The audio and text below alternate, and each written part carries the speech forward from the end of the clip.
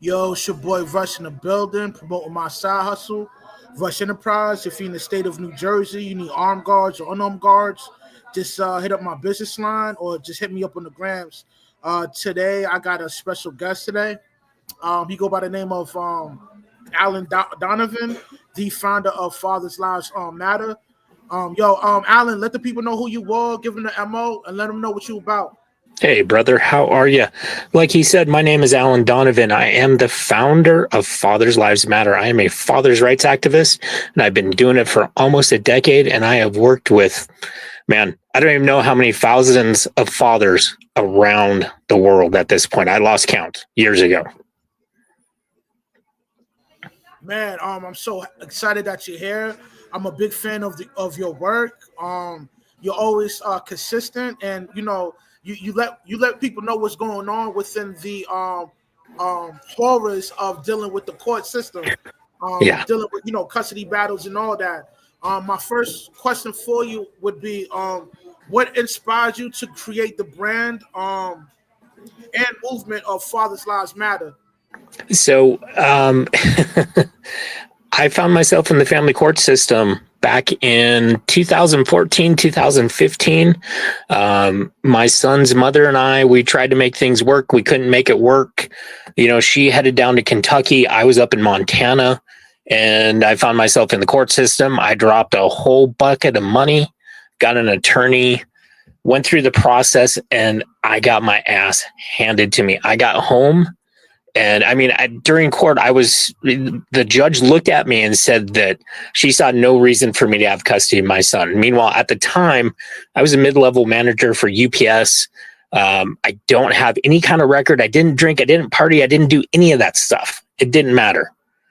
She still didn't see any reason for me to be in my son's life. And, my attorney, we got outside the courtroom because before we had gone into court, like that Friday before, I went to her office and we game planned for a couple hours as to what we were going to do, what we were going to say.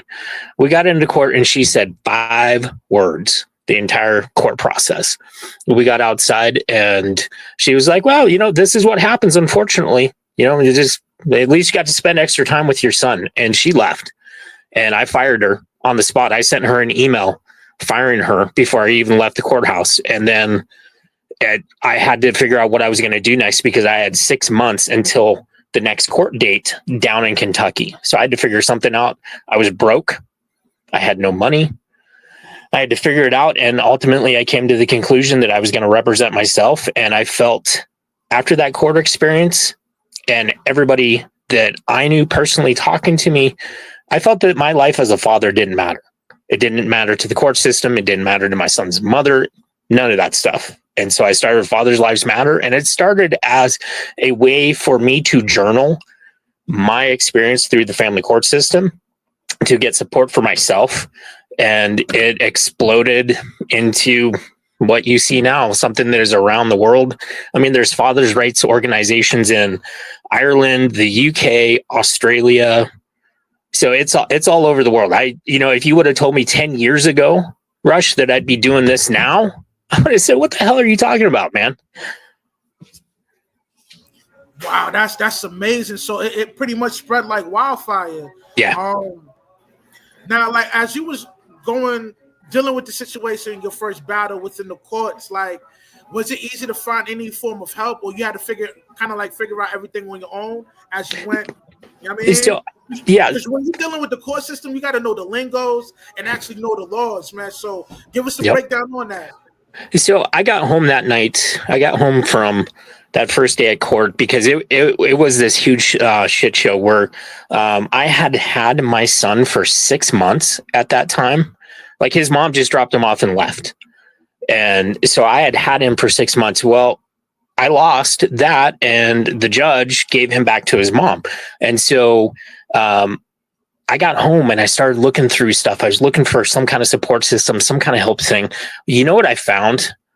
I found that if I was a woman, if I was a single mother, dude, there was every available thing for me under the sun, from pro bono attorneys to, groups that represent mothers to rental help to everything.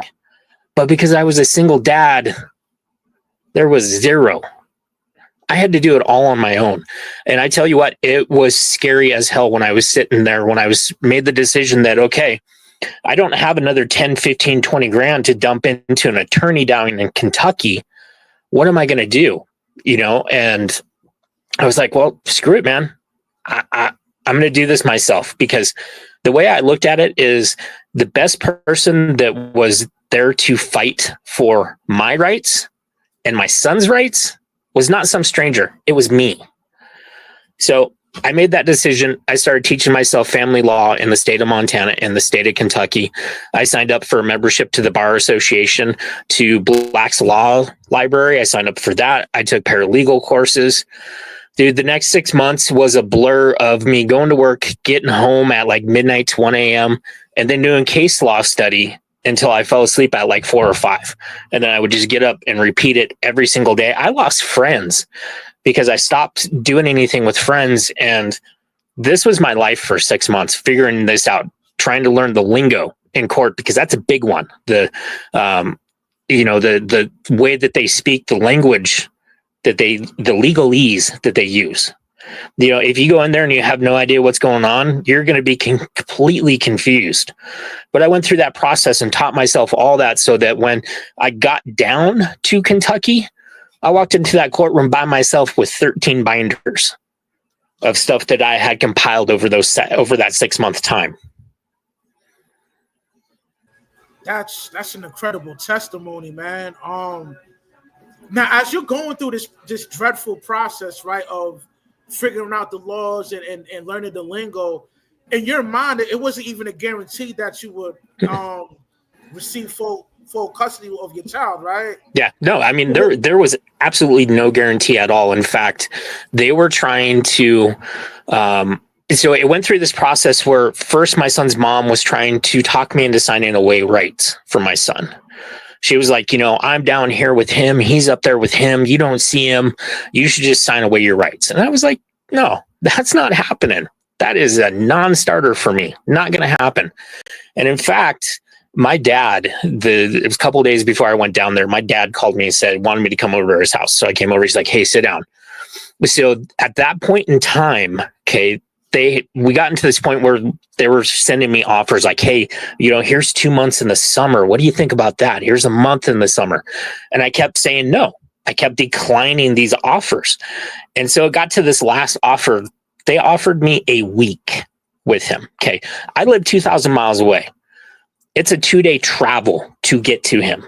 Okay. So I would have had to have gone down there, stayed down there, and come back.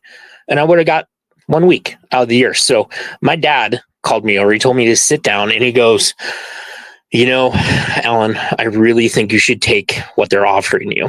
And I wasn't even thinking about the whole custody thing. I was like, huh? What are you talking about? He goes, the custody situation, you should take that. And I sat back and I said, are you serious? He goes, yeah. I said, do you realize that if I take that offer, you will never have a relationship with your grandson, because I will not be able to physically bring him back. It's just not feasible. 1 week. I mean, even if I did, we would be here for 1 day and then we would have to turn right around and go back. I said, you will never have a relationship with him. He goes, well, I just don't want you to get your hopes up and get down there and just get destroyed. And I said, well, you know what? If I get down there and I get destroyed, at least I know I did the best that I could. But I'm not going to I'm not going to accept the crumb that the court gives me. And he thought I was nuts for representing myself. And I said, well, it's going to be God's will, whatever happens. I've done everything I can. We're just going to see how it plays out. Now, some people will insinuate that it's not that hard to get custody for your child, and that the court system is always fair.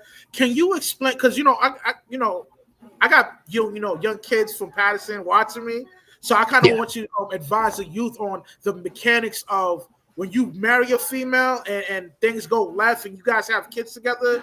The court system is going to be very biased towards the male and show favoritism towards the female. Can you explain the mechanics of the family court system that does that? Yeah. So I was naive when I first got into this whole family court system.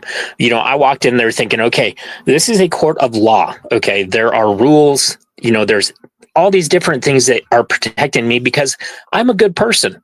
I genuinely thought that I would walk in there and be treated equally. No, that's not how it works. And I hear this every single day.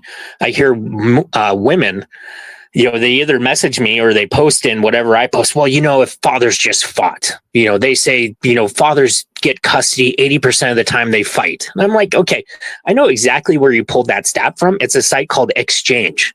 Okay, that site is ran by divorce lawyers. So yeah, they're going to say whatever they can say to get you to sign up for them, but it's not that easy. I mean, the family court system, when you as a man walk into the family court system, you automatically have a target on your back. Okay.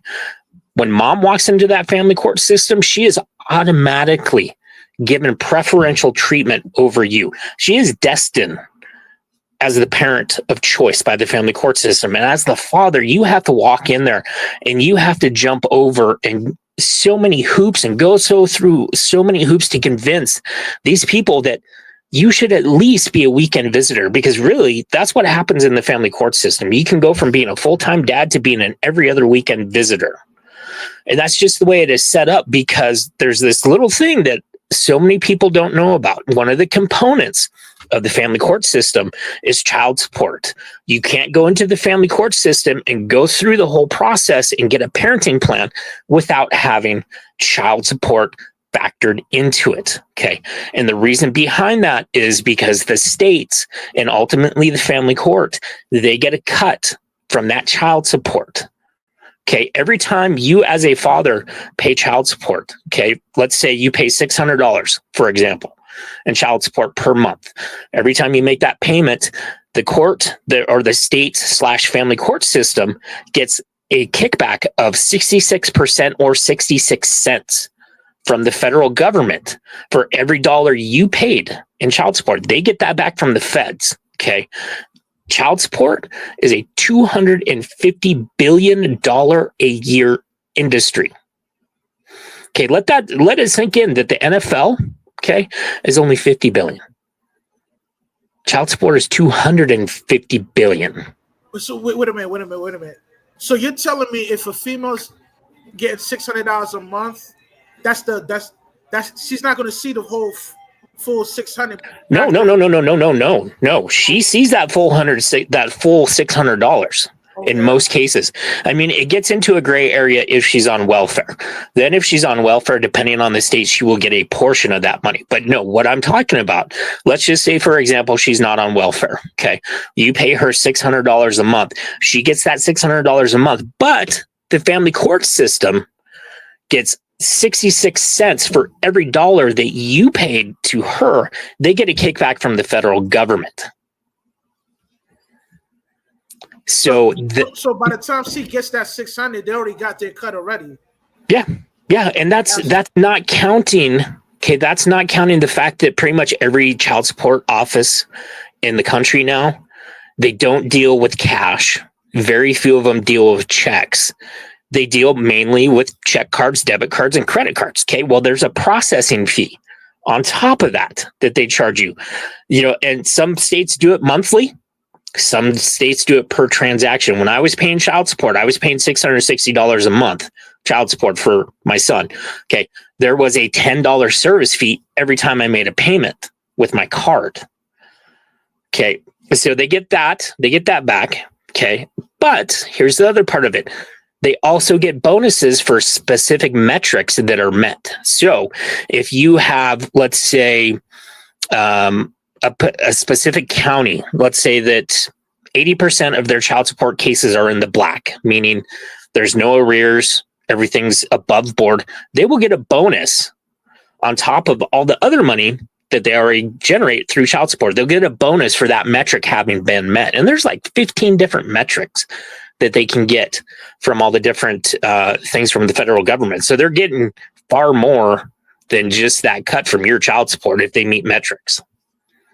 So there's no, like, the court, the system is, they have an agenda which they don't want things to work out because it's big business for them. Yeah, For you it's guys it's to not get engineered along. conflict. It's engineered conflict. So I've taught. So here's a perfect example. I worked with this father and this wife, ex-wife, a couple years ago. They had a great relationship. It was just one of those things where, as a couple, they did not work out. They were meant to be friends. Well, they had a child. Okay, they didn't want to deal with the courts at all, so they wrote up their own parenting plan. Okay, cool. They figured it out. They were very amicable to each other. It was truly 50-50. It was a weekend on, weekend off kind of thing. They went to the court system to get it finalized, to get it in writing. The judge looked at it and he goes, yeah, this is great. I wish more parents were like this. So what are we going to do about child support? And they said, well, we're not going to deal with child support. When he has the child, he's going to pay for the child. And when I have the child, I'm going to pay for the child, and we're going to share the expenses. The judge looked at him and said, no, there's got to be child support. He would not sign off on the parenting plan unless there was child support. That's insane. I mean, Yeah. that sucks, man. Yeah. Even if you have like things don't work out, but you guys come to a agreement to conjure up a contract to get it finalized to a judge, and the judge won't write it off to be official. I think that's crazy. Well, it is, and it just shows you that the courts. Okay, so here's another example. So the courts, their motto is what's in the best interest of the child. Okay, that's what they tell to everybody. That's on all their media stuff. It's what's in the best interest of the child. If it was truly in the best interest of the child, we would not see any of the engineered conflict that the family court creates, and we would not see any child support stipulations. It's not in the best interest of the child. It's in the best interest of the court system. Now, when it comes to the court system, right? The judge got to deal with so many cases, like one day. Like I say, roughly 150 cases a day, right? But he can't he'll make a life decision on a child situation for 20 to 30 minutes, and it'll affect the kid for about the 18 to 17 years. Like, you think that's a serious issue when it comes to family absolutely court? So absolutely on that. So yeah, and that's another one of the big problems is these courts. Like if you're in an urban area, like let's say Los Angeles, okay, they have probably 20 or 30 different family courts in and around the greater Los Angeles district area. They see, upwards of 100 cases a day. So like you were saying, these judges are expected to make life-changing decisions on somebody's life for 30 minutes. Okay, there's no way you can do that. And these judges, part of the problem is these judges get so cynical that they don't care. They just want to hear the bare bones of it, and they want to get you out the door. It's like a cattle yard. They're processing you, they're kicking you out, processing you, kicking you out. I tell people, look, when you go into the family court system does not care about the mother's rights, does not care about the father's rights. It doesn't care about the child's rights. You guys are just a fiduciary number, on a file. That is it. That is what you are brought down to, is a worth, is a dollar sign. And then they kick you out.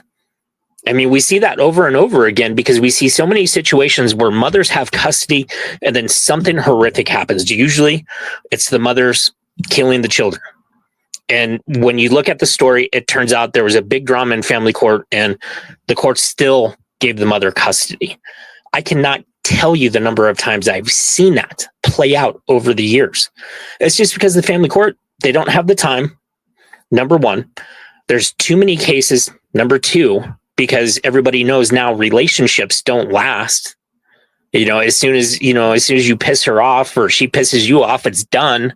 And if you have kids, then you're right in that system. Yeah, the family court needs to be dismantled and rebuilt, but take the money out of that rebuilding process. Now, there's rumors that's going around on TikTok indicating that Trump is going to make some changes. For example,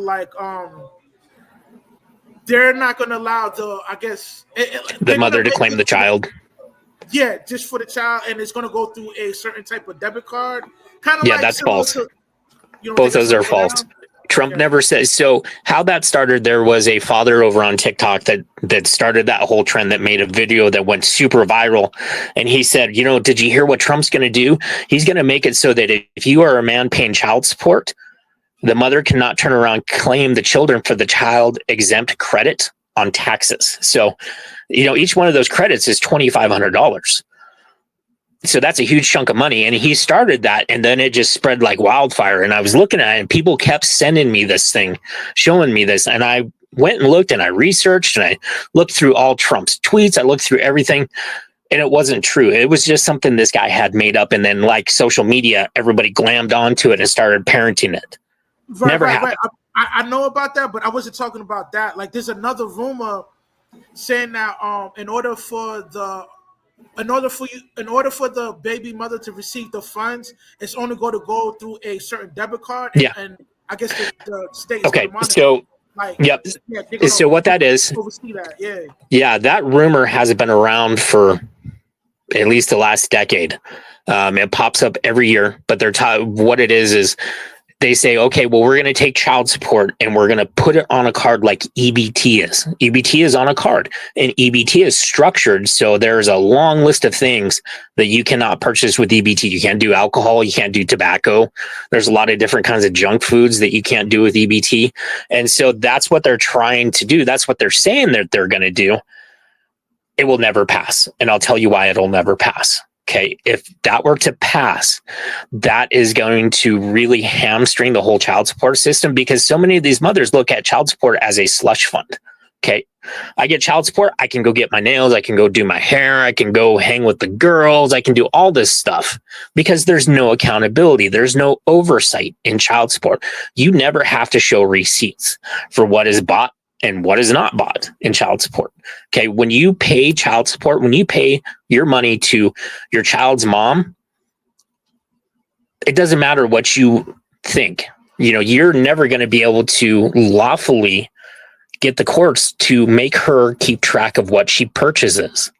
Once that money leaves your hand, leaves your wallet, leaves your checking account, it's not your business anymore. And so it'll never go on a card like that, because if that happened, well, let me tell you this. What's one of the biggest threats that baby mamas throw at fathers? Man, going back to the court system asking for more money, man. Exactly. Either I'm going to put your ass on child support, or I'm going to go get your child support increased. Okay, that's one of the biggest threats that they hold over fathers' heads. Okay, if they put it on a card, they wouldn't be able to do that.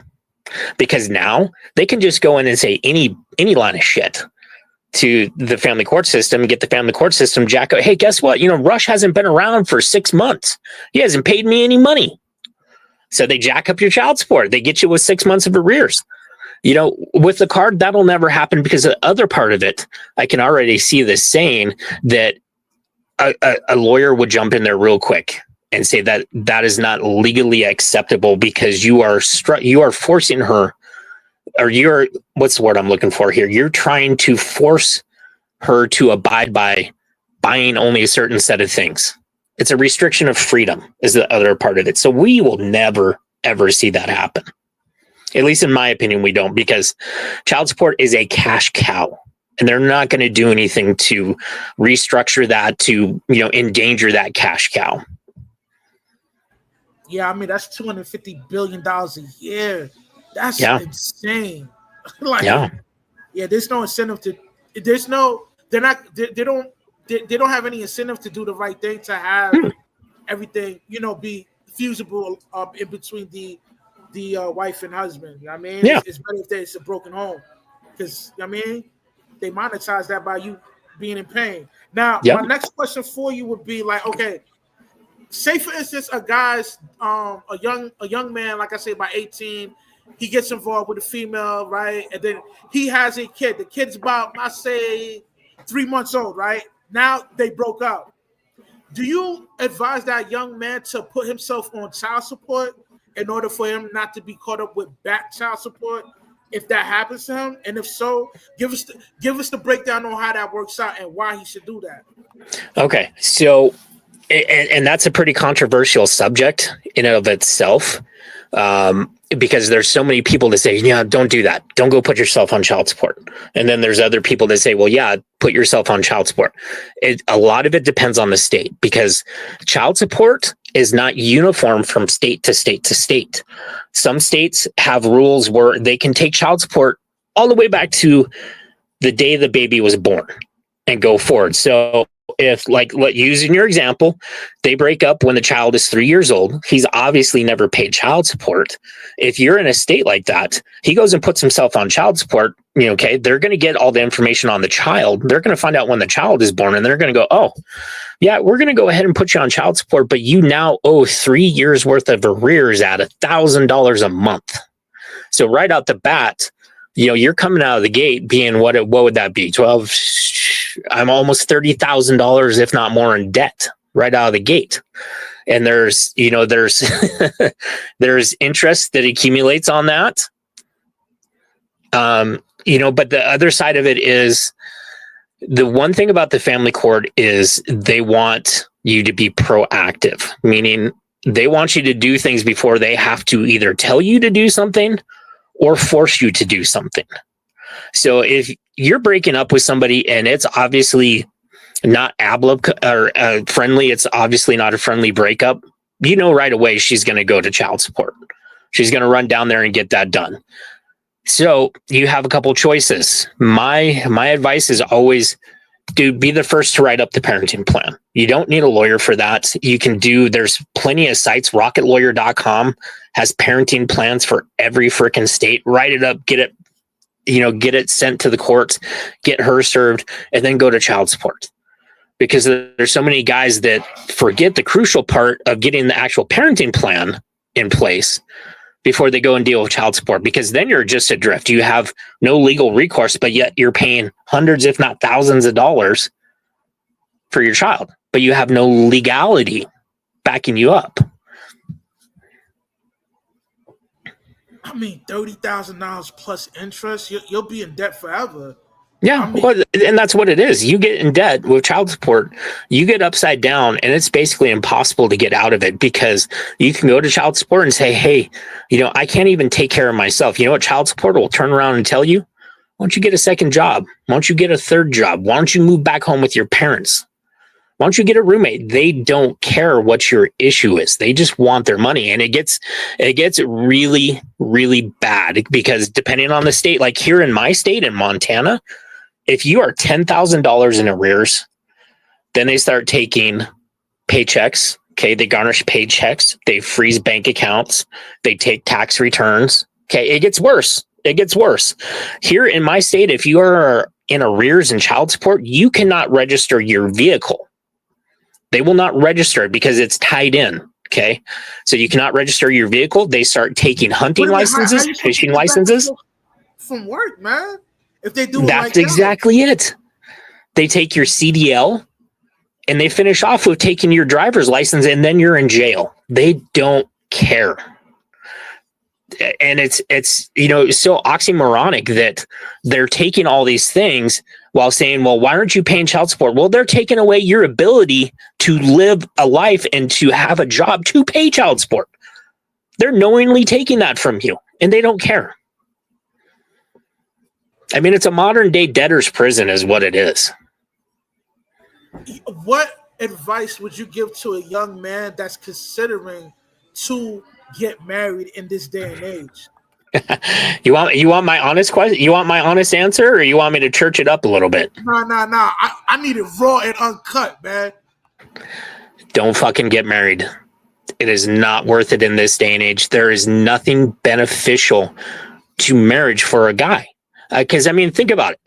Obviously, kids are a bonus, but if you take the kid aspect out of it, just for right now, look at it. If you get married and you are a guy and you get divorced, guess what? You're losing half your shit right out the door. Depending on what it is, you can lose 401ks, you can lose half of your pension, you can lose all that stuff. It's just financially, it's not worth getting married.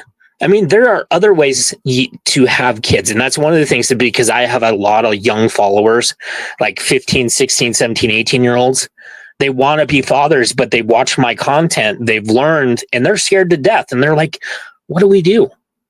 What do we do?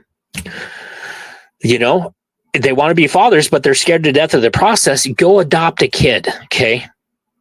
You can adopt a kid. You can get somebody, you can hire somebody, a surrogate, to have your kid. And it's going to be cheaper than what you would experience going through the family court system when you combine all the costs, lawyer fees, child support, all that stuff.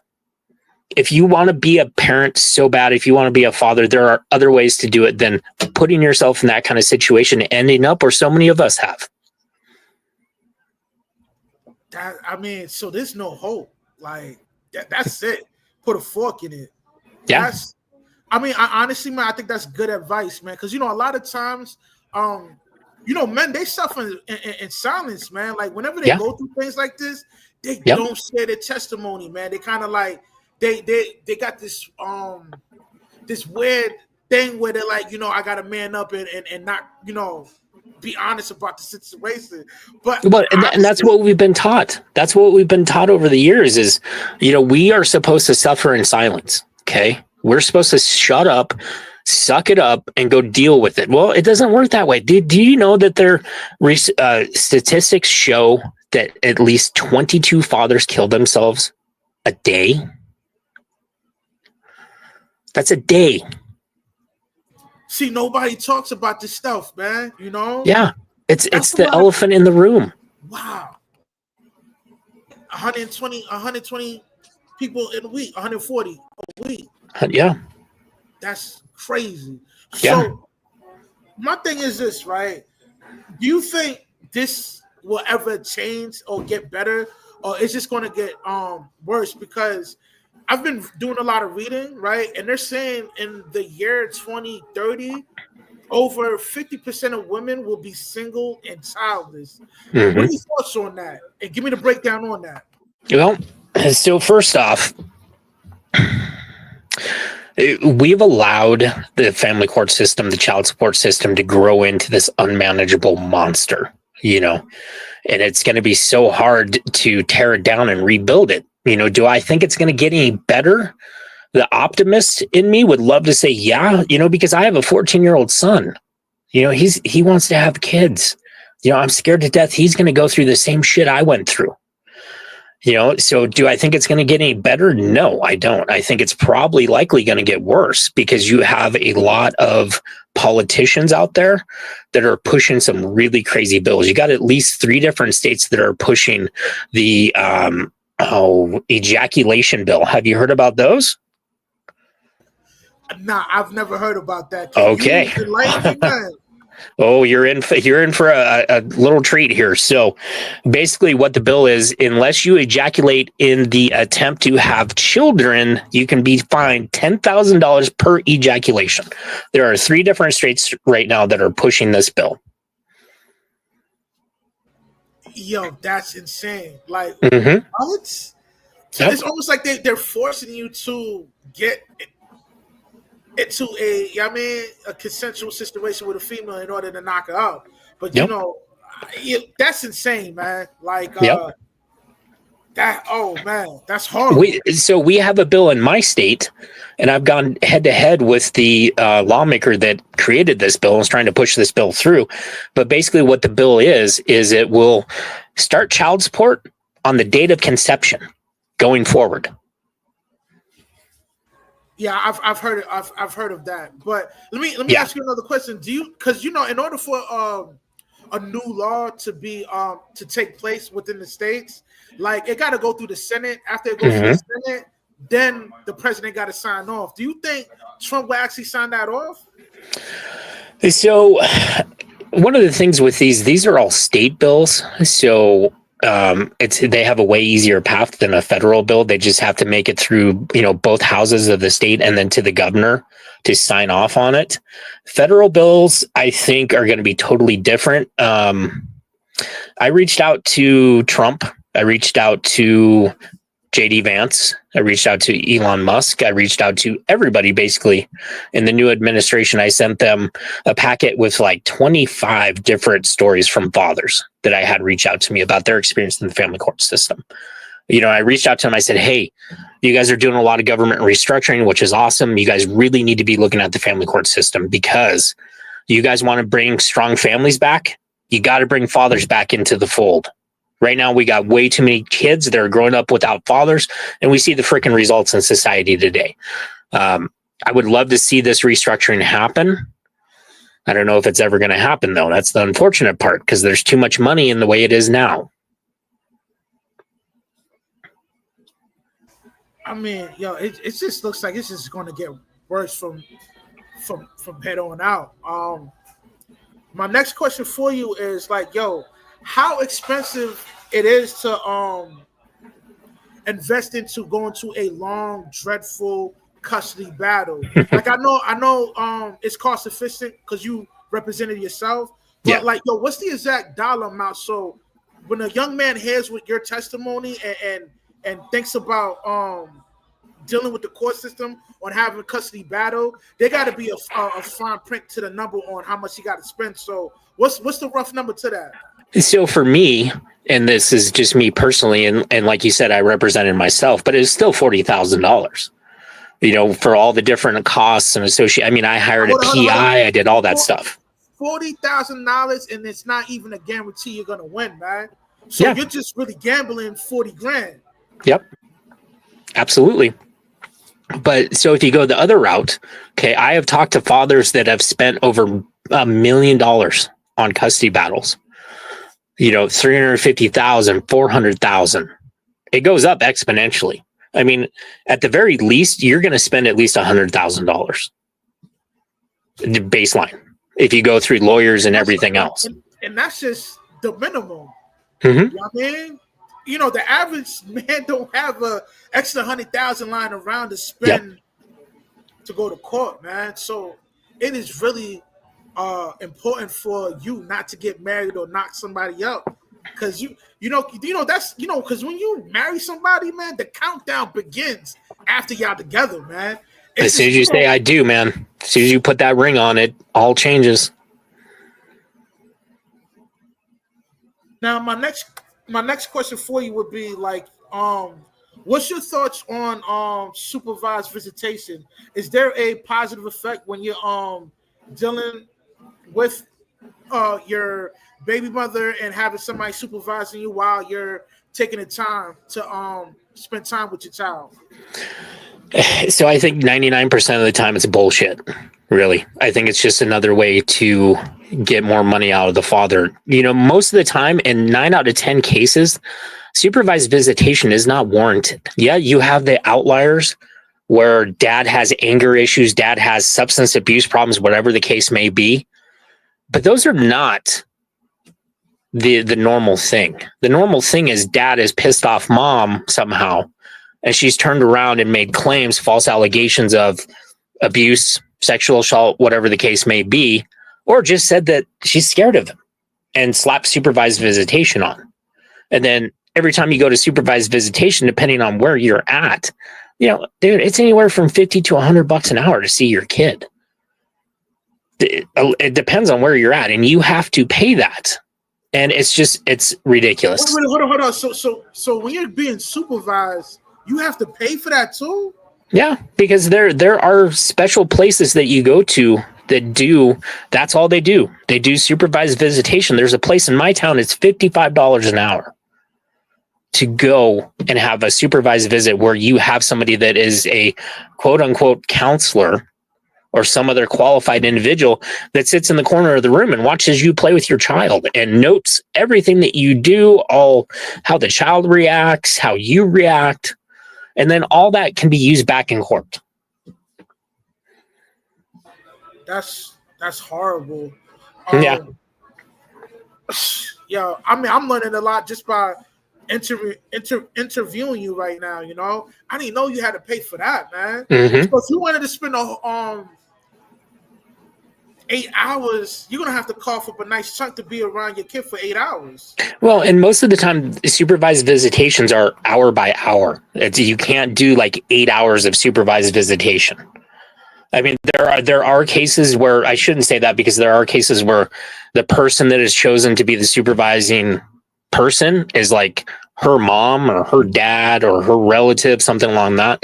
I mean, you can do a couple hours at that, but generally you don't see 8 hours of supervision. If it's a supervised visitation, it's in generally a licensed setting like daycares, youth groups, things like that, where they have somebody that is paid to be there to supervise your visit with your child.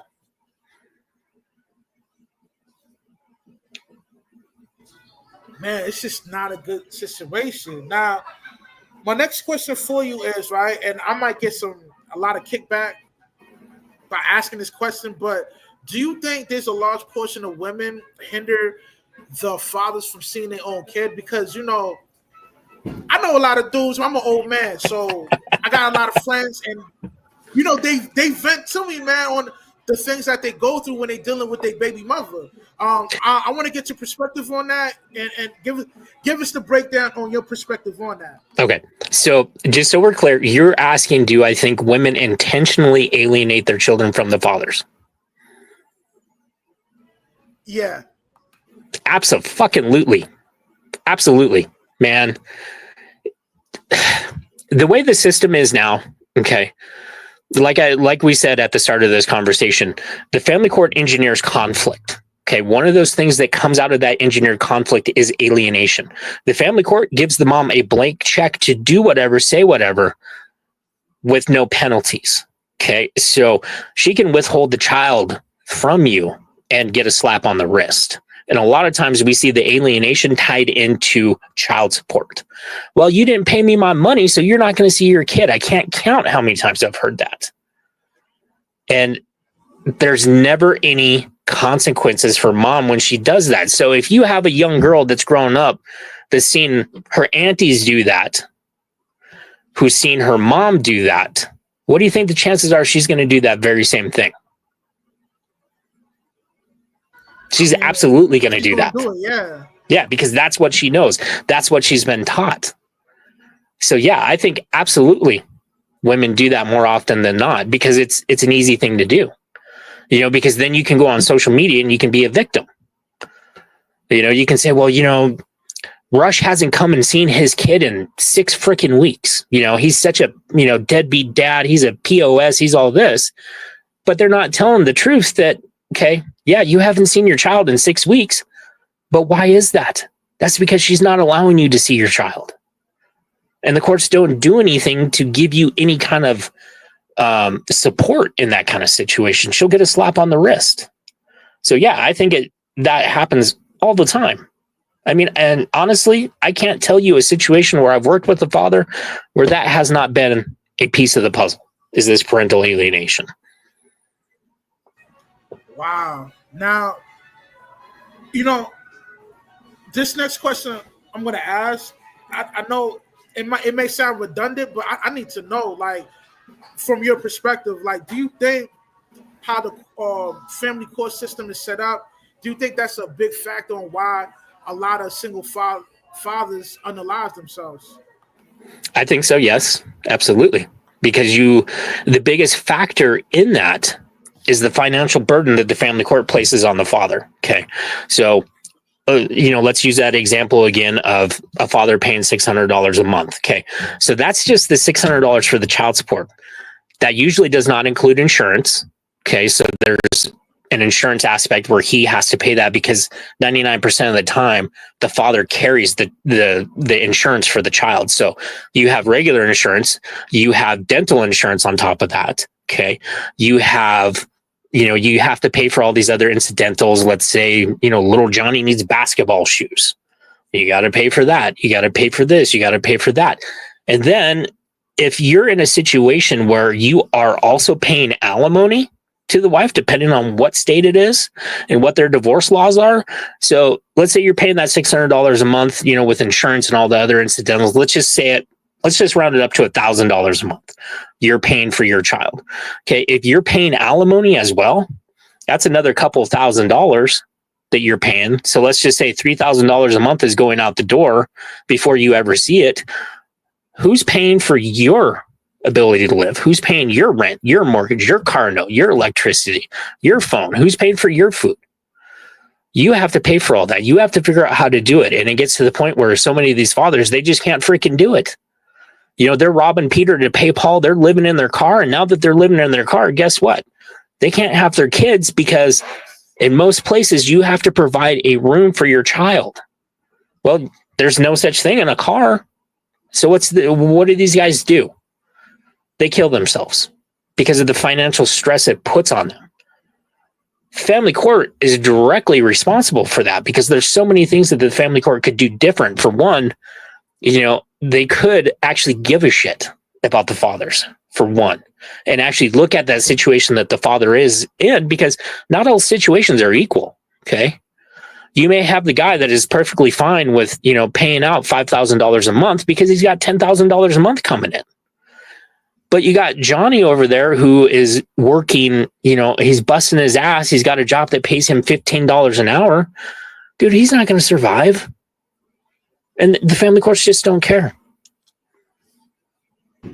Man, I've actually seen arguments between the and it's funny you say 16 an hour, but this particular guy I'm talking about, he was only making like 17 an hour, and they wanted him to cough up like an extra $1,500, and he was telling the judge like, I can't afford that. Yeah. Like, can we work out a different payment plan, because I can't afford this. And then the wife was saying like, yo, listen, don't let him trick you. He's making extra money. Now, guaranteed, I know how mechanics do it. They get side hustles. So side hustles under the table kind of stuff. Yeah, so there's no paper trail on that. So you can't add that money up to say that, hey, he's making that kind of income, so he needs to pay more money. But judge wasn't having it. He was like, no, you need to pay this, And I'm like, yo. And there's no recourse for that. What happened? There's no recourse for that. And here's the crazier thing about it. Every 2 years, 2 or 3 years, depending on the state, once again, she can go back in and have your child support case reevaluated. That's the kicker. Yeah. Like say for instance, you driving a new car, right? And she feels like she's entitled to your money to get more. Oh my God, dude. Do you know how many times I've seen? Yeah. Do you know how many times I've seen that play out? Old boy gets a new car. Well, baby mama thinks you just hit the windfall. So she drags your ass back to child support and ups your child support. When it turns out, yeah, you got a new car, but it was like, a used car, nothing special. Yo, man, that's just insane, man. To for one person to have that kind of power over somebody else, because that's what it is, man. It's an exchange of power. The moment you marry that female, you lose all your leverage, man. Yep. That's why I myself inform the young men not to get married, because it's a bad deal. I mean, there's no benefit to men anymore to getting married. When you're looking at like the 40s and 50s, there was a co-benefit between both the man and the woman. The woman would stay home, she would take care of the house, take care of the kids. The man would go out there and make the money. There was a benefit. Now there's nothing for men. There's no reason to get married. Why would I want to get married and lose half my shit that I spent my life accumulating? And become a every other weekend father? No, thanks, man. I mean, there's like just recently, there's a celebrity couple.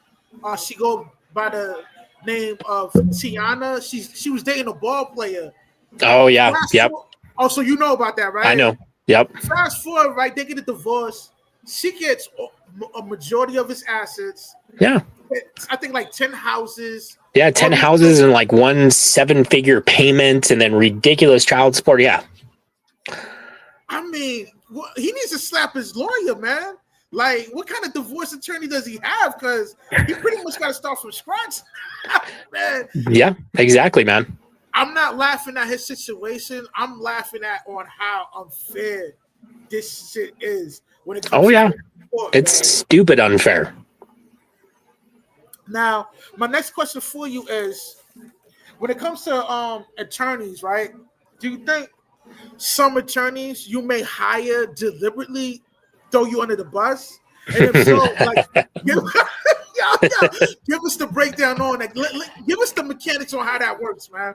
Bro, I hate attorneys with a passion. Okay, number one, and I have a very bad outlook on attorneys. I think the majority of them are parasites. So, to get back to your question, though, they get into, these divorced attorneys get into it because they know it's a moneymaker. Okay. You have so many attorneys that espouse father's rights. So, you'll see it on Facebook, Instagram. Yeah, I'm a father's rights attorney, blah, blah, blah. But then they get the father, they do the song and dance, they pitch him the used car sales. The father signs up, and then it's just nothing but bullshit. They throw him under the bus. They don't do anything that the father wants. They do whatever they want. They stretch shit out to keep getting paid. It's another functionary of the family court system. They're in it for money. Yeah, there are the one or two out of the bunch that are legitimately good people. They care about the father. They care about the child. Dude, but they are unicorns, in all honesty. I've yet to really see and meet a legitimately good family lawyer that cares about the father. Other than that, they just care about the money that it brings it in, and they throw them under the bus. Dude, they throw fathers under the bus so often, it's crazy. This is a friend of mine. They call him Mr. B.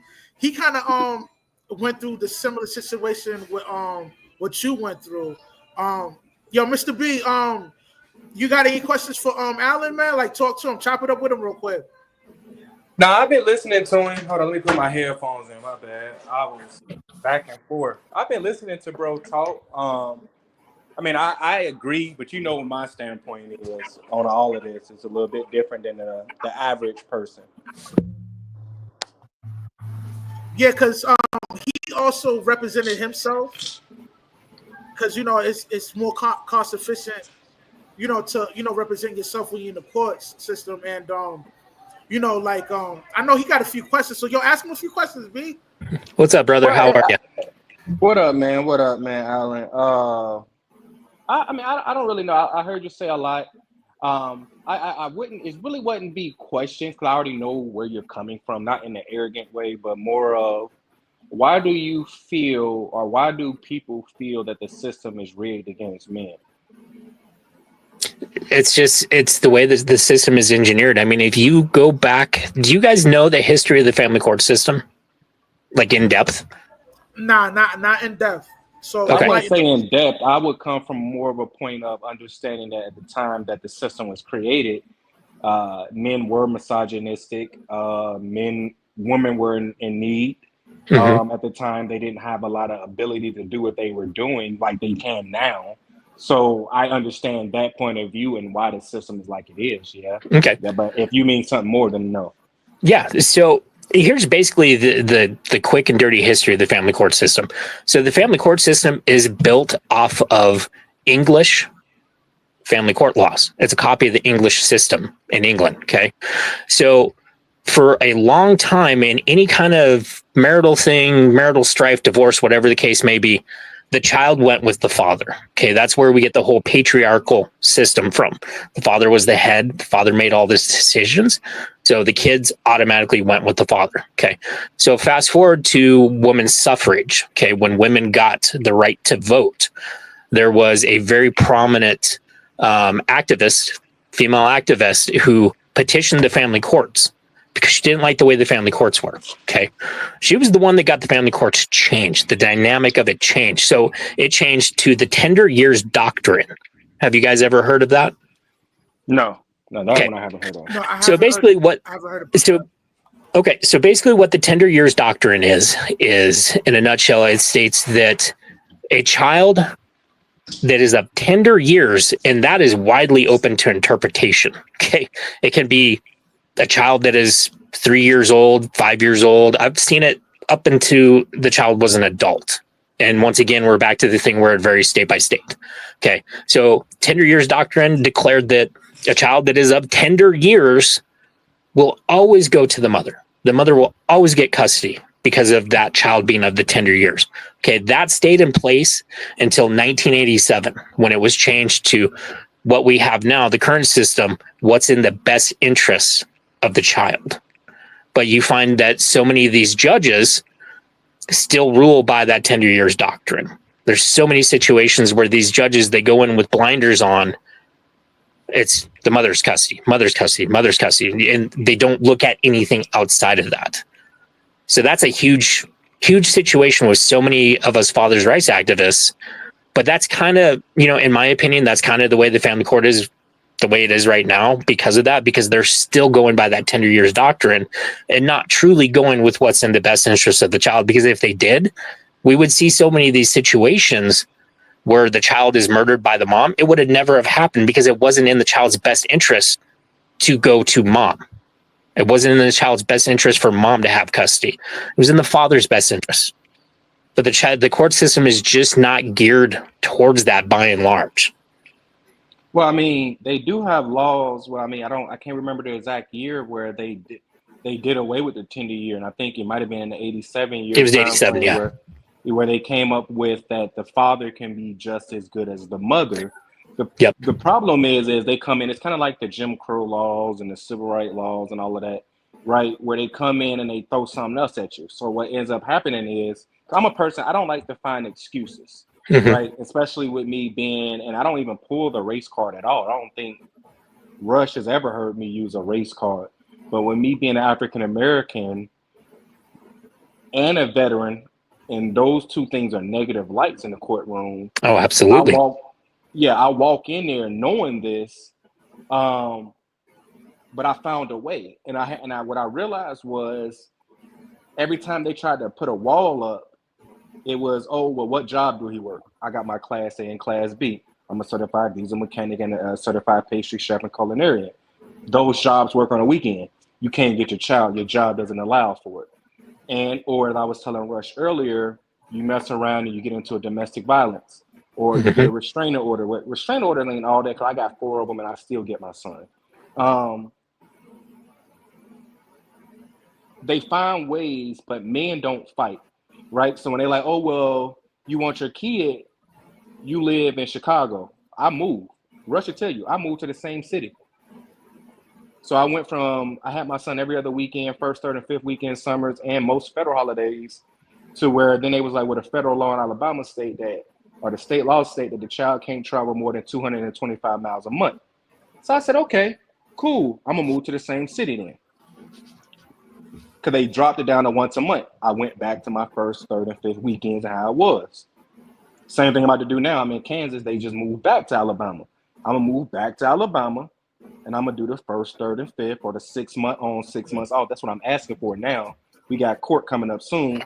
But I'm one of those guys, like, I don't feel like it's against men. I feel like men don't want to do the work. That's just my point of view. I feel like men don't find a way to get what they want. So I'm going to agree and disagree with you on that. There are obviously, there are deadbeats. That's a real thing. It exists, unfortunately. But it's been my experience that there are more fathers that fight for their kids than there are fathers that don't. And it's just every one of these guys that I've seen that goes through the family court system, they get hosed in some way. So I don't think it's a matter of them not fighting hard enough. I think it's a matter of them not being educated, because so many of these fathers, when they get, so one of the biggest things that I say is, when you're a father and you get served that very first time, it's a real shit your pants moment. Right. And these guys shit their pants. They don't know what to do. And they make mistake after mistake after mistake down the line, whether that's not responding in 22 business days, getting the wrong lawyer. There's any number of stupid mistakes that fathers do. And I think that is the predominant issue. I don't think it's a matter of fathers not fighting. It's a matter of fathers not being educated on the process. And I think that's ultimately what screws fathers up. Well, as well as I tell people this, I was fortunate enough to be raised by a man. I was married, and I think you were too, from what Rush was telling me. So I immediately got joint custody out the gate and first, third, and fifth weekends. So from the court's point of view, I've already, because I was talking about supervised visitation earlier, I have already established a relationship with my child. So I don't need supervised visitation unless I've done something in the trauma category, essentially, whether it's, drugs or, abuse or anything like that. Yeah. That's when you need supervised visitation. And just a side note on that, it can be a family member. It doesn't always have to be somebody court appointed, but I will always say I would rather have a court appointed person or somebody I'm paying that way, because as you said too, that some of that stuff can be used against you. Yep. Depending on, and if your family turns on you or that friend that was there, but that's a whole nother story and down a whole nother rabbit hole. But I was already established. You see what I'm saying? Where Rush go? I did not know. That was weird. I think you went to go get a cup of coffee. Yeah, but that's what I'm saying. So I think if men learn that that's the difference. My paperwork saying a marriage of, and yours saying a child support case of, we're on two different playing fields, because taking my custody and because when y'all were talking about the wife, her automatically getting the child, the reason why you're having to go on supervisor, you can't get the child first, is because you're trying to come over a mountain of things, and she doesn't have to do that because she already has possession. Possession is 99% of the law, so she doesn't have to prove anything unless you can prove that she's an addict or physically abusive, and then that's still crazy. But you got that's still insanely hard to do. Yeah. Right. And so that's the same thing that happened with me. Since I already had joint custody, my ex-wife got to do the same thing. She got to prove without a shadow of a doubt that I am not fit to be a father or have joint custody. And that's hard to do. So for me, it's been easy. That's all I was telling Rush earlier, is like, it's different when you play the game and you know the rules. Yeah, it is. And that was the way it was for me. Once I learned, all the different things to do, it got exponentially easier. But that first time, holy crap, I was shitting my pants because I didn't know what was going on. You got a kid, Conrad? Oh yeah, no, I've been married. I've been with my wife now. We've been together for a total of 12 years. I think this year we celebrate marriage year 7. I got 2 kids. I'm actually a stepfather. So everything that y'all is talking about, being raised by a single mother, resonates with me in a different way. And I'm in Canada. So it's kind of funny up here where they don't exactly, like, the divorce and child custody is not necessarily different province to province. It's actually kind of the same for the whole country. So in Canada, technically, there is a little bit of an easier way around things. It's still a battle, depending on, obviously the individual that, is the mother of your child. But I remember when, me and my wife were getting together, and, my stepdaughter's father, they were at odds, and I had to look at her and be like, look, allow the man to be a father. If he's going to fail, let him fail on his own merit. Don't put him in a position to fail, because it can cause the child to look at you away, or vice versa. And so, being raised by a single mother, I saw all the tricks that women would play and can play against men on many different levels, from paternity fraud to, the guy not being prepared, to kind of give you guys a little shed on that. And what I mean is, my mother, high school, 18 years old, 17 to 18 years old, rolling around, doing what she's doing, and ends up getting pregnant. But she didn't know who the father was because she wasn't with nobody. So she ended up pinning my grandmother. My family went to her and was like, yo, we'll help you, but we need to know who the father is. And matter of fact, he needs to go to court. So the last guy that she was with, she just picked him and was like, okay, let's go to court. Now, as we talk about the plight that men go through, whether it's in marriage and divorce court or just in general, this brother, and I have to call him a brother in this respect because he's a man, but this brother didn't know what to do, didn't tell his mom about anything. And by the time he did tell his mom anything, I was about, I think 3 to 5 years old. So now their family just kind of took it for what it was. Weirdly enough, I was kind of like the only one at 3 years old that was like, I don't think this guy is my father. Like, something don't click. You know what I mean? You know, when you see those spots on like Maury or like a paternity show, and they're like, "Oh, I don't vibe with the child. There's no connection there." I really believe that's a real thing. I used to kind of laugh at that, but I think it's a real thing because I didn't feel no connection to this guy. There wasn't no spark that was like, "Ooh, this is daddy." It was like, nah, that wasn't there. I was like, nah, somebody got the wrong guy. I'm like, well, how did you get here? We go on. I turned 21, and on my birthday, I'm talking to him, and he's like, "Yo, I never asked you for anything in my life, but like, you know, this one thing I need of you." I said, "Yo, no worries. Just set up a blood test. We'll go do it." Blah blah blah. Did the swab, sent it off. On my 21st birthday, I came to check him. I was just like, "Yo, I'm gonna be heading out. You know, you good?" Da da da. He's like, "Yo, I hate to give you this on your birthday, but like, you know, you read this." Oh, damn. I already knew what the paper said. You know what I mean?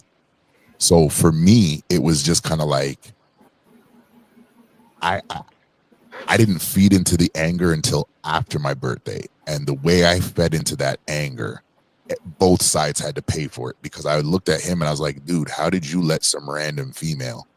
I'm talking to him as a man to man now. It's not no feelings. It's not my mom versus you. It's man to man because I'm 21 now and I know how things can go in the streets. I like, how did you let some random female just come and pin a pregnancy on you and you didn't even say, "Yo, give me a blood test"? You didn't push back to even offer that. He's like, "Well, I was scared." I'm like, "Where was your mom?" Fast forward a couple years later, I questioned his mom on the same thing. She's like, "Oh, we didn't know. One day they just went to court and the next day you were here." I was like, "So nobody asked for a blood test and you're a nurse? You weren't retired at the time when they brought you. Why didn't you, you know, ask for a blood test? You could have got that and paid for that at work easy." Well, oh no. His mom literally said to me, "Oh, he's a big man. I'm like, so he couldn't trust the woman that he was having intercourse with. He couldn't trust the woman to back him up that birthed him. So this guy was literally out here by himself, then went to court, and the courts were like, "Yep, we're not going to order a blood test because you guys are both college kids. You must have known it. You know, everybody knows what they do, whether they're drunk or not. Just pin it on him." When I turned 21, I ended up finding out that he owed the Canadian government. Well, whether to me, if I had been aware, I would have been able to cancel it or claim the money. But he owed up to $21,000 in child support taxes. Now, because I was 21, legally that money couldn't go to me now because I'm past the age when I can claim it and kind of stand in the gap for him to get him free of that, to either say, "Hey, he's not my dad," which they would have turned back and went to my mom because they gave her all type of government support. Or I would have been like, "Okay, yeah, give me that money." And even still, I would have been able to help him in that case because I could have just been like, "Yeah, he's giving me that money. Leave him alone. Take him off your books." Well, that didn't happen. Every time he had a paycheck in Canada, it was getting garnered and he was getting money taken away from it. So he would only even work for like 3 months of the year and then stop working. But then because of this is on his head, he also can't get welfare. So now he was capped at about 3 or 4 different levels. So he ended up moving back to his home country. Well, you know what I mean? And as another story goes, and again, just a guy that's not too bright, a younger girl, did the same thing to him. I was like, "Yo, I don't even really want you," and called his mom and said, "Yo, I don't even really want your son because the government will give me more money for my kid with him than he can give me more money." And I'm like, Yeah. "Yo, this is diabolical." And I looked at his mom, and his mom again said, "I'm not going to tell him what this girl's going to do to him." And I was like, "Are Why? you serious? Are you serious?" And this is where I learned, like, as like, I'm a podcaster, I'm a father, I'm a husband, having seen these different situations go on before I got married. I was like, okay, I need to do my best to kind of bring this message, not from a vitriol, not from a all women are evil or anything like that, but here's a real story. I've lived the circumstances, and you brothers out there that are younger in your ages of from 13 and up, you're going to have to start preparing yourself because life is not a bed of roses, as they would say. And it's also not a walk in the candy store. It's a war and it's a battlefield. And if you're not prepared, if you're not willing to give yourself some time to get the intellect necessary on how to navigate these this war at different levels, you will find somebody who doesn't have the intellect, but by virtue of her gender can just say, hey, government, go get him. And it's going to be and now you got another brother trying to go to another country and just live in some relative peace because nobody over here will help him because, well, he knows how to have sex. He's good on his own. And just living that situation, like, I'm married, but I lucked out. My wife is 6 years younger than me. She was raised by a wife. Her family's still intact. Their home is still intact. So there's certain things that I knew she needed to check off on the box that were instilled in her. Again, divorce not being an option. Let me ask you Working this through then. situations. Huh? Because you say you're a stepfather, you went for a woman that already had kids. So yeah, like she had a family intact, but for somewhere she didn't follow the steps. Not trying to be funny, but that's really interesting to me. No. It's true, but ignorance, and this is what I didn't hold against her, is ignorance in sex, because again, the reality of my whole dating, I guess, journey and my whole, intimate sexual experience journey, I had always had more single mother interaction with more single mothers than I had with single women. And because these women were single mothers, my experience was they couldn't even get a hold of the guy. They didn't have enough money to push nothing in court. So they couldn't even put the guy on child support. So all they can do is lean on the government for whatever their support that they're going to get as a single mother. And it's going to be just that. Were there situations where, okay, the father is like, I don't want to say deadbeat, but like he's just not supporting his kids, but he wants to try and see them. Yeah, I've seen that happen before. But again, with my wife, when I met her, she was still living at home. Parents very much involved. She was going to school. She was working. She wasn't trying to put this guy on through the government. And even when she was getting ignorant, she would listen to me to say, hey, you don't want to put him through the government because it will put a strain on him. If he didn't have the ability to marry you, if he didn't have the ability to really stand up as a father while you were pregnant before the child was born, then no offense to you, that's not going to change anything by you going to the government and saying, give me 3/4 to half of every, or half to 3/4 of every part of his paycheck. So you're going to have to chill out and let him figure out life, but two, give him the chance to be a father and let him define that for himself. If he fails on his own merits. So my situation is a complete one-off. Like, I don't know many guys. I have not talked to many guys that will find a situation like how I found. Again, it's just based on me choosing her for her wife. It was, she had certain institutions within her family structure, even still living at home, that said, okay, this is going to be a benefit to me. Even though it comes with a load, it'll still be a benefit to me. And the risk is small and marginal. And because of where I've come from, being 6 years older than her, I have a little bit more life experience where it comes to this single motherhood, baby father in the background. It's stuff like that. So it wasn't really a detriment to me. It still hasn't been 12 years later and 7 years of marriage. Well, yeah, I know the guy. We talk all the time. Like, again, I'm different, right? So I approach, again, like I said, this is where guys gotta, have that intellect and have that strategy, right? So I said, if me and him are not going to fight, then I need to be able to, talk to him. So we sat down and talked, and I said, look, my job is not to fight you. My job is not to disrespect you. My job is not even to take your place. My job is literally to be a help to you in any way I can. What does that mean? That means I keep my wife off your back so you can be a father. It means, Conrad, I got to tell you, man, I love that attitude. I wish more guys had that attitude.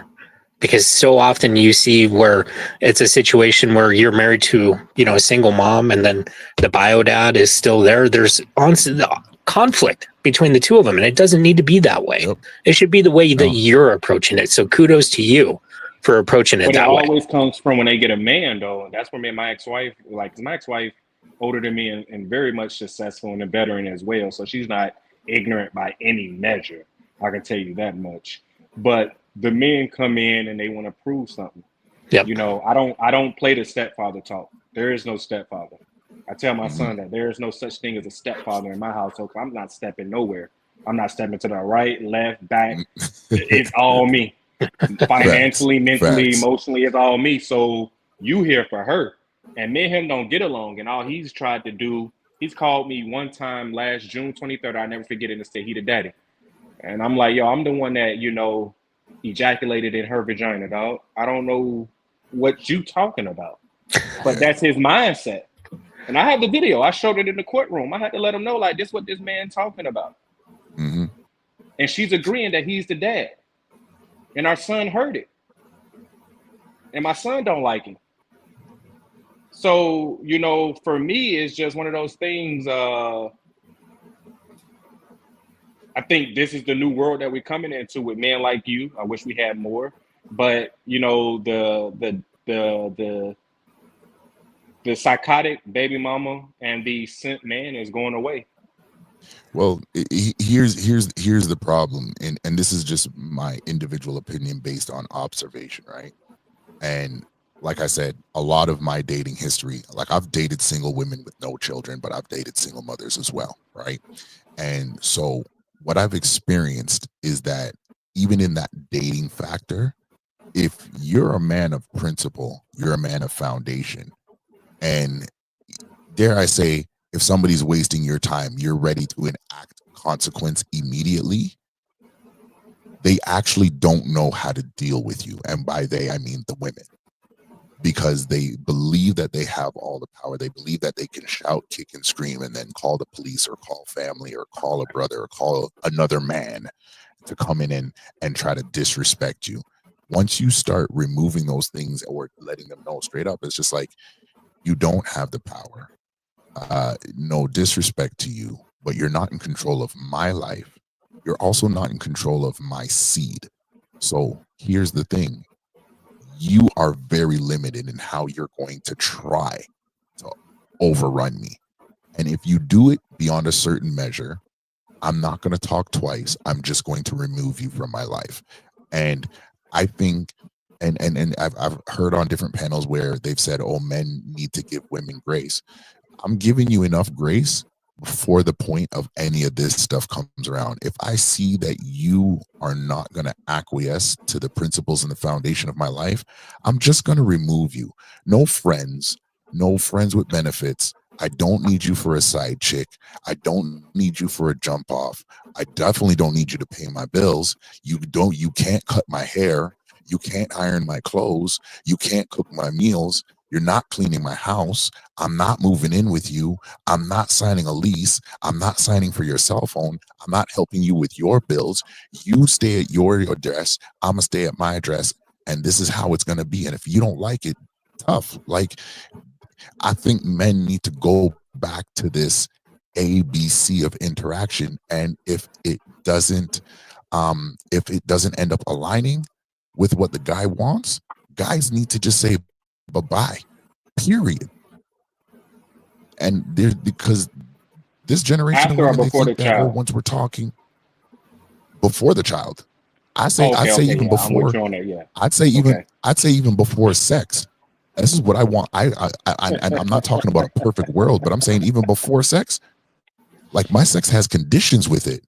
If Hey, you're not facts. going to act like this, if you're not going to talk to me like this, if you're not going to respond to me like this, if you're not going to do A, B, and C, I don't even want to have sex with you. And if you want to call it sassy, call it whatever, but I call it mitigating risk. You No, are a risk and a responsibility that I'm not sure I want to be around long term. so And that's that's what I just think it. we're all getting at. If you take Alan and you take your point of view and mine, and from Rush, me, us three are fathers, but I think that's where our point of views kind of align. It's like, yo, we telling people like, is that serious?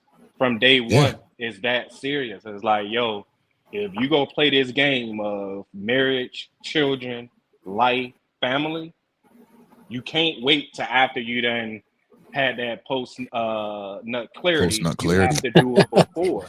You Yeah. know, when Facts. I was telling guys, like, I'm gonna tell a story and people laugh. I don't know if Rush heard this before or he was in a room, but people thought I was lying. Like, I didn't know you gave women more than 3 to 5 minutes that was a bust down. that was a real thing for me. That's how I was taught by men in my family. A woman that's a bust down, she get one condom, one try, and you out of there. You're not standing around to get her pregnant. You're not giving oral. You're not taking it off. You're not switching out. You're not waiting for holes to be busted in it. 3 to 5 minutes and you out of there. And they was like, what? The women were complaining, talking about that ain't enough. Ma'am, you're a bust down.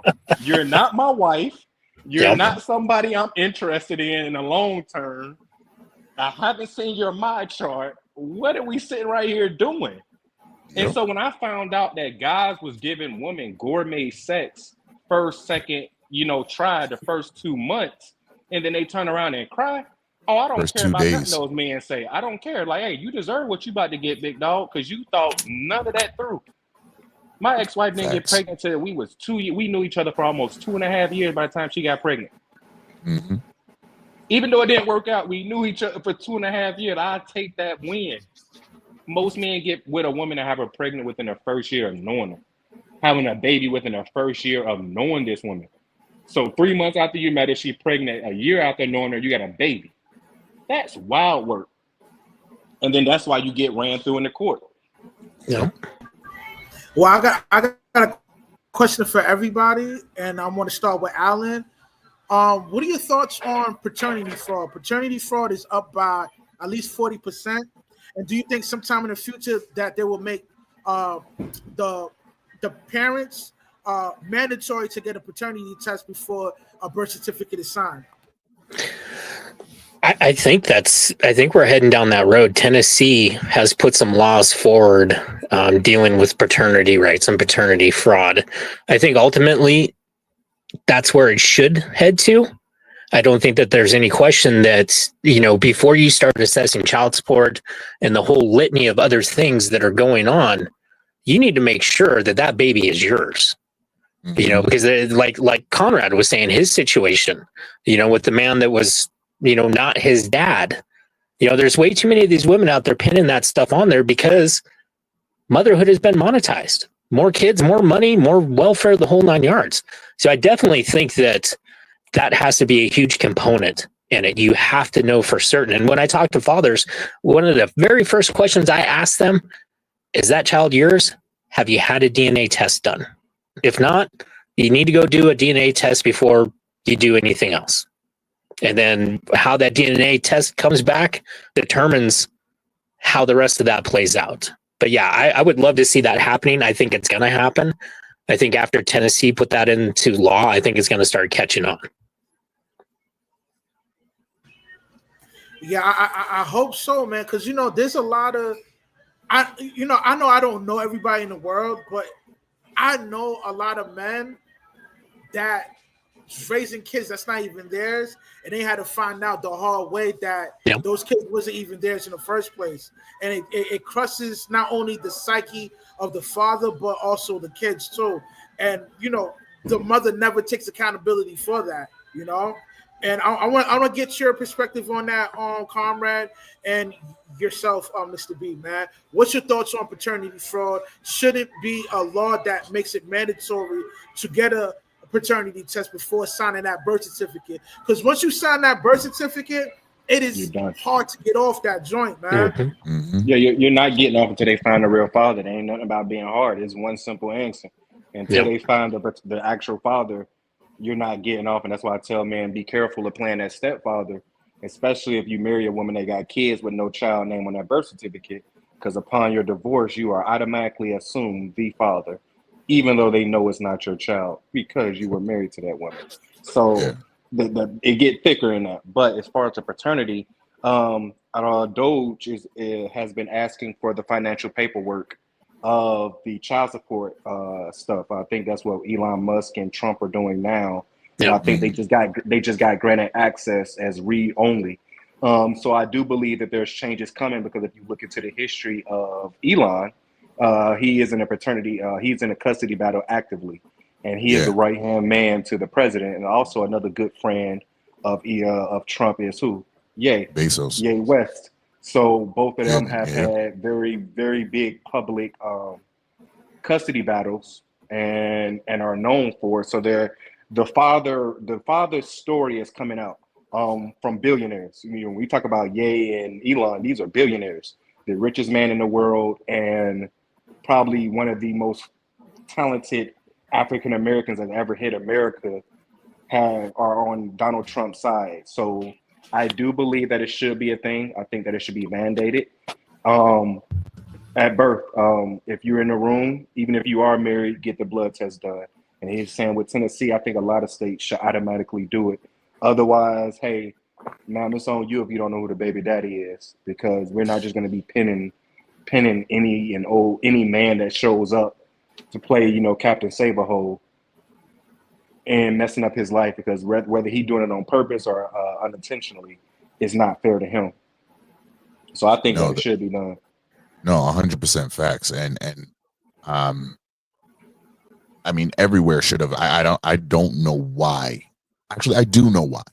I think we're all reading men. We're all men that search knowledge, read, research, study. So we know why it hasn't been implemented, right? Because at the end of the day, as much as the women benefit from the government being able to come in, the government benefits from women being able to bring the government in. So it's I'm gonna, like we were talking about last night, Rush. This is where it's just like, okay, I'm gonna step on this product, give it out, and then you're gonna give it back to me with an interest, and I'm gonna step on it again and just keep handing it back out. So the government does get that kickback on the fact that these things are going on and men can be hung out to dry. But yeah, we do need mandatory paternity testing. I'll be honest, I think it should stretch beyond marriage, common law, dating, one night hookup, all of it. Right? Because if you look at Ohio, and this is exactly how, again, how much I'm being aware from a Canadian perspective. I'm talking about worldwide now. So, or at least in the North American hemisphere. I know Ohio is trying to get through this bill, and they're proposing this bill to charge men to fine men up to $10,000 for having a sexual interaction where they ejaculated with ejaculation law. With no focus to being a father or getting married to this woman. And it can range from 1,000 up to 10,000. We know that once there's an argument from women and they, get whatever support lawyers that they can, it's going to automatically probably reach more between the 5 to 10,000 now. And again, in England, it's if she wakes up the next morning and you lied about your last name, you lied about your hair color, you wore a do-rag and you didn't show her your hairline, and she's like, oh, that's not you. You either going to jail, there's a fine, or you going to be hemmed up. So if this is the way the world wants to move, this is what we need women to understand, is we don't have a problem with you. We have a problem with the system that is trying to be in your favor because of how long y'all didn't, quote unquote, have the ability to own, teach, reach, and produce. So if that is the case and everybody's going to be in this, we're going to give you a blank check in any wrong situation and say, just write the number you want on it. Well, then here's the blank check that men are going to write. No, you don't have access to me. And until you check these benchmarkers, like dating for women I think I saw in the comments, and it's kind of funny about, men turning to AI robots in the near future, whatever. It might as well be a possibility, because at the end of the day, if I have to gut check you every 2 weeks to make sure you haven't gone off the loony bin with your mom, your friends, your coworkers, just to say, hey, are you going to be a responsible adult enough to know that, hey, we're in a relationship. You don't get to leave me just because you felt that we grew apart. Which, again, when I was getting married, I told one of my boys, I said, this woman is part of the plan. He didn't understand what I was saying. So he thought he could go behind my back and try to talk to her. He's like, hey, be careful, because he said that you're part of the plan. Stupid. Everything I do is part of the plan. I'm not going to entertain this next step of life and marriage and kids and all this stuff and taking on another man's child as my own, just to sit there and twiddle my thumbs. And then when stuff happens, I say, oh, woe is me. And again, this is my lived experience, as we talked about the whole aspect of paternity fraud, seeing this man's family turn. And I want guys to take this in, like, hear me. Like, I don't know if you guys have seen this happen to other men in front of your face. Seeing this man struggle. And he's a smart guy. But I saw him struggle to live, just to do basic things. Like, think about it. You can't go to a proper nice restaurant and get an A1 steak. You can't go by yourself and buy yourself $1,000 suit, well custom made, tailor made. Because for every time you even spend a certain amount of money, somebody's going to be like, yo, where did you get that from? How did you get that? Did you turn around and give this person that piece of that money? I saw that. And then on top of that, I saw this man's family say, oh, well, it's your fault. And these women are coming to his family telling him what they're going to do. And the mother was like, yo, whatever. I'm not going to give him a heads up. So Man, my thing that's is diabolical that the mother wouldn't say anything to him. Man. Right. That's the thing that kills me. Think about this. Fellas, take this in. The woman comes to your mom and says, I'm going to do this to you. I'm going to do this to your son. And your mom goes, Me seeing that and calling everybody out in the family and them looking at me like, oh, well, it's not your child. Why are you so bent out of shape? I'm bent out of shape because this is the example of men every day, everywhere. So why should we get married? Why should we even date long term? Can somebody tell me? Why shouldn't every man just be like, hey, here's a contract. I need you to look into the screen. Let the screen know that you're here under your own volition. You have not drunk. I have a signed, notarized contract with a witness saying that we are going to do X, Y, and Z. And as soon as you sign off and I send these documents to a lawyer and the lawyer has to tell me that they've received it before we do anything sexual, why should men push that towards it? Because we don't have family in our favor. We don't have neighborhoods in our favor. We don't have the courts in our favor. The lawyers we hire, they speak their own language and they have their own relationships that can supersede what I'm paying the lawyer because they want to save face. Because that's the next thing you talk about. What do you do when you hire a lawyer and that lawyer and the judge have a certain type of relationship? And now because of that relationship, your lawyer is not going to move on your behalf the way you paid them to. Forget this. I'm going to put everybody through the ringer. You're not getting my time. You're not getting my access. You're not getting this. If I can't get you to sign, document, and witness this, and this, and this, I'm sorry. Like, this is business out here. Think about this. When sex became business every single way, and the only people that don't benefit from it is men. Are you serious right now? Well, no, I see that's I don't believe in gender roles, but I know for a fact that certain people, especially when you talk about people with money and entertainment, they do a lot of NDAs. We listen to we listen to Bill Cosby, we listen to the Diddy stuff. We even the R. Kelly situation. A lot of them signed NDAs. The game has been put out. The NDAs are basically consensual, basically making sure everybody know what's up and up and all of that. So the game been out there. It's just what you're saying. A lot of young men, and this I think is what got Kevin Samuels penned up too. The 1099 contract and detailing what her job details are and what's going on in the situation, and even in the prenup so that you can protect yourself. But I don't think it's that serious. I just think as men and as women, we need to be more cognizant of what we're doing. And I know y'all not going to agree with me on this, but I agree with Ohio. I'm from Cincinnati. I know the culture in Cincinnati, man. I know the culture in Ohio and Columbus, man. I'm telling you.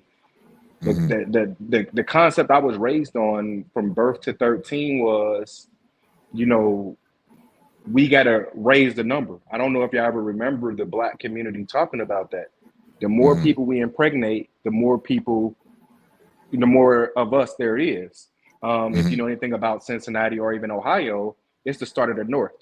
And so that state in itself is a very particular state. And so it's funny that they're the ones to do that, knowing the history behind Ohio. But I do agree with them because at the end of the day, you have a man like me who just made a joke earlier, and I think even Alan talked about the 10,000. Yo, I'm only giving this woman 3 minutes, and I'm out. I'm taking the whole condom with me. I'm doing what Chris Brown did. I'm pouring a hot sauce in it.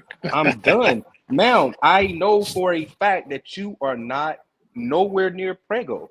But these guys want to impress. They don't want to be called a minute man. They don't Yep, want to be that looking Missy Elliott embarrassing. complex. Yeah, they don't want to be in that doggone group chat where them girls are talking about you. But guess what? Another man told me this. Once you got it, you won. No matter how big or small it is, no matter how good it was, you won. So I'm out of there, bro. And I'm not worried about the 1,000 or the 10,000 because at the end of the day, I was a guy that got to do what a billion other guys probably wanted to do. So I'm good. That's why. So I agree with it. It's like, yo, man, you can't be over here trying to build your ego off this woman, trying to have a place to stay off this woman. So I'm with it. Like, yo, if you can't control it and have a good time, you know how many women I've talked to, and that's not all the time. I had a woman last year, OKC, and I forget the name of the little town in Oklahoma, but we was like 45 minutes from OKC. We talked.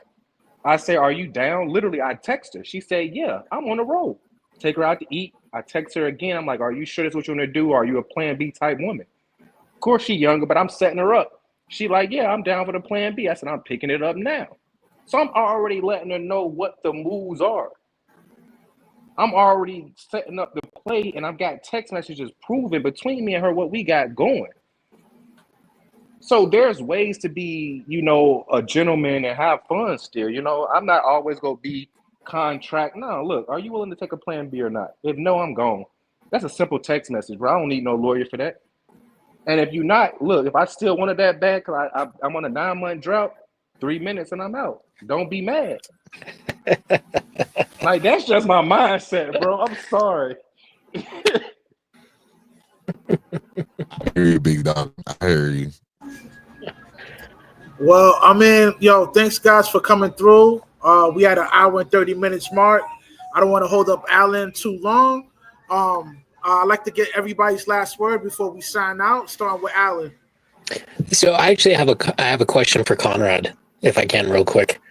Conrad, did you ever find your dad? Did you ever find your dad? No, man, I didn't. And you know, the funny thing is, I've battled up until I had my first daughter, because I have no kids outside of my marriage, and that's intentional. I wanted to look for him. I thought about it, but I'm already dealing with two different families lying to me, if you get what I'm saying, and Yeah. having to sit there and piece that puzzle together myself to figure out a life story from the time my mother was 18 up until I kind of had to remove her from my life. I was just like, I don't have time and energy now. I'm a father. I got to make sure my kids at my house and is straight. So if he pops up or somebody drops me a gem and I'm already on a move somewhere and I can take a detour and go find him, cool, I will. But again, that'll just be, for me, that's just a business move. There's no feelings in it. There's no I'm longing for my dad or anything like that. And it's unfortunate that I even feel this way and I have this level of callousness towards it or a lack of empathy or feelings for it. But it's not going to do nothing for me now. You know what I mean? Yeah. So no, I definitely understand where you're coming from. Yeah, it's unfortunate. I wish I could say something different. Like, yeah, I would love to meet him and see how he looks. Like, I'm 6'2" and 3/4, right? Before, I'm 40 now, but like when all through high school, I got 40-inch vertical. I'm outpacing seniors in high jump. I'm outpacing seniors in grade school in long jump. I'm running the 1800 relay, like I'm easing through it. So like, I would like to know where this athletic gene and all this stuff came from. I would love to know, my ability to look and see things long term in the moment. And I'm constantly having that mindset that plays chess. Yeah, there's God-given abilities and talents, but I would love to know the DNA behind some of this stuff. But I'm also at a point where my son is also displaying some of these same things. And so I don't have time to sit there, salute Stan. I don't have time to sit there and kind of look for this guy. And he's not looking for me. So he probably doesn't even know about me. So it is what it is. Yo, Stan, you came in so late, man. We about to Yeah. go on our last words, man. I'll be Nah. quick. I've been listening in. Then you guys have the moment. I normally I work tonight, so I'm like, I had to say something real quick. And Alan, nice hearing your stories. And this is great that you came on here. Conrad, do 23andMe. If your parents don't tell you anything, your family won't say anything. 23andMe will tell you who you related to, and you go from there. Yeah, that's true. 23andMe All right, will. respect for that, big dog. Yeah. And B, gotta be careful, man. If you do that bust down and she ain't happy, she gonna put you on that Facebook group. Yeah, man, it's that's they're putting that Facebook group like, are we dating the same guy? Bro, I know about that group. I'm trying to tell you, I know about that group. See, and they'll put you in there, and then everybody has some. That's why I give them my fake name, and I got a bat phone. So, you know, some girls they like, who's the mixed guy, and I'm like, they think I'm Indian and white. I'm like, yep, I'm from England. I get fake names. I don't put my real name out there when I date. So, So no. Oh, go ahead. No, I got you, Alan. I had a question for you though. Like, just I know you've been on here the longest. How did your situation? I heard. Did you actually get custody? So did you had enough proof to prove that the mom was unfit? So basically, how it worked is, I got my butt kicked the first time. And I was in family court. I had a lawyer, spent a whole bunch of money, all that. Then I taught myself family law in the state of Montana and the state of Kentucky. So when I went down to the next court date, I rolled in there. I had 13 binders that I'd put together and everything. And I walked out of there with 50-50 custody. Okay, so it stayed that way for 2 years.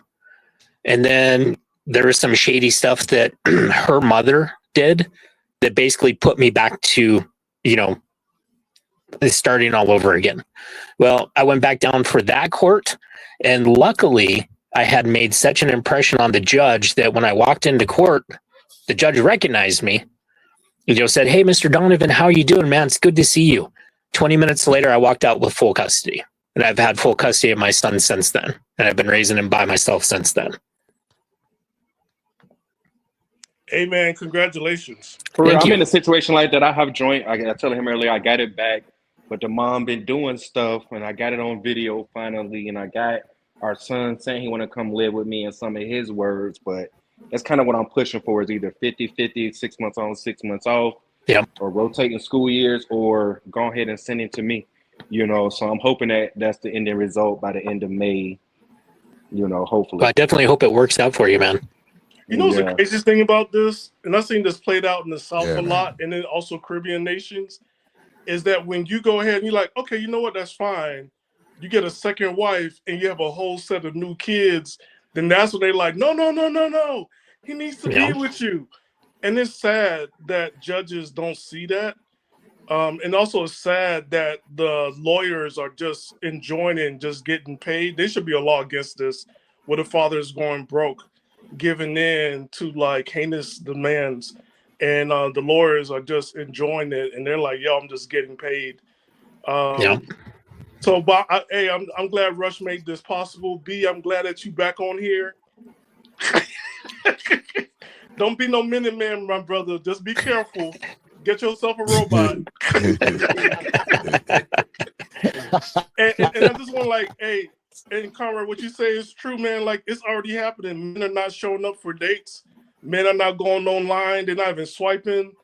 They're not going to singles events. And now the women are mad. And then when you look what's going on, AI is taking away all the soft jobs, which is like, the white collar jobs. And now everybody like, well, I need a man that can go 50-50.